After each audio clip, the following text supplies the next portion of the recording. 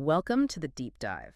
Okay, so forget sprawling farms for a second. Today we're diving into something unexpected, urban micro beekeeping, and whether it's actually a viable way to make some money. Yeah, we've been looking into how people are setting up these, well, tiny honey operations Yeah. right in the middle of cities. Exactly. So our mission here is to really pull out the key info on this trend, see if it, holds water financially, and figure out what makes it potentially profitable for you. And the core idea itself is quite something micro beekeeping. We're talking like maybe just one or two hives. On a rooftop.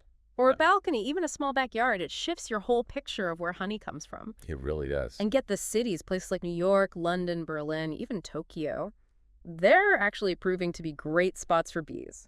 Which sounds counterintuitive, right? You'd think the countryside. I know. But apparently the diversity of flowers in cities, parks, gardens, window boxes can be better for bees than, say, huge fields of just one crop. So the urban environment itself can be surprisingly an asset. Better food sources, potentially healthier bees. Who knew? And that healthier population, well, that obviously links directly to potential honey yield. Mm-hmm. Directly impacts the bottom line, yeah. Okay, so let's dig into that profitability aspect. Our sources are pointing to some pretty interesting drivers. First off, price. Right, the price point seems key. Yeah, urban honey can fetch a real premium. Yeah. We're seeing figures like $15, even $25 for like an 8-ounce jar. Wow, and that's because it's small batch, right? Hyper-local? Exactly. It's got that local, sustainable, kind of artisanal vibe.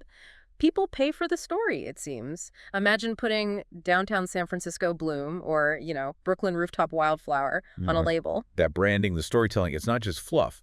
It seems absolutely central to the value. People want that connection, that authenticity, especially with food. Simple, cool packaging helps too, I bet. Like nice jars, maybe recycled labels. It sells the whole narrative. Totally. It taps into that desire for something genuine, not mass-produced.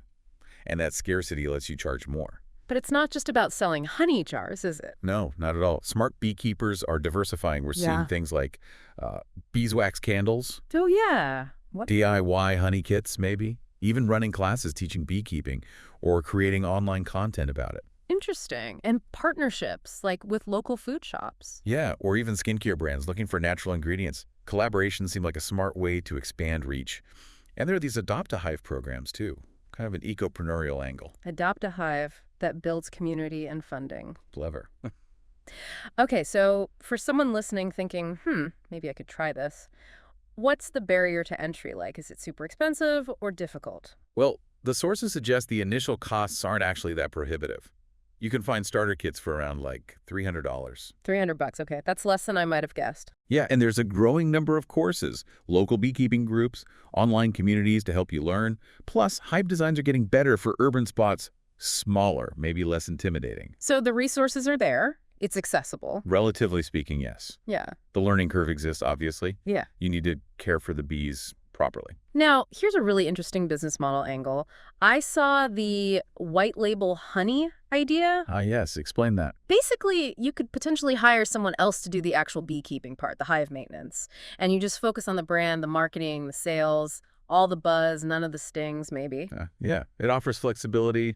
If your skills are more in branding or sales than, actual bee handling, it's an option. Right. Lets you play to your strengths. And all this is happening against a backdrop of, well, rising global honey prices, right? Yeah. Issues like climate change, pollinator shortages. It's making honey generally more expensive. Which, paradoxically, might actually create an opening for these smaller boutique producers. If the big supply chains struggle, the local premium product with a good story becomes even more appealing. So let's try and wrap this up. What's the big takeaway for you, the listener? I think it's that urban micro beekeeping, surprisingly, looks like a tangible option, a side hustle perhaps, something physical, maybe meaningful, definitely different. And the potential for profit isn't just about churning out tons of honey. It's really driven by that perceived value. Exactly. The branding, the story, and crucially, those diverse revenue streams, the candles, the classes, all that. That's where the margin potential really lies. And while, yes, you absolutely need to learn how to keep bees responsibly, Crucial point. the initial hurdle, getting started, it doesn't seem impossibly high. Right. So it leads to a bigger thought, doesn't it? Go on. Well, considering this connection we're seeing between urban ecosystems and these niche boutique markets, What other seemingly small-scale city activities might hold untapped economic potential if you just approach them with that same entrepreneurial spirit? That's a great question to leave things on. Thinking about those hidden connections, what opportunities might be buzzing around in your own environment? Thanks for taking this deep dive with us today.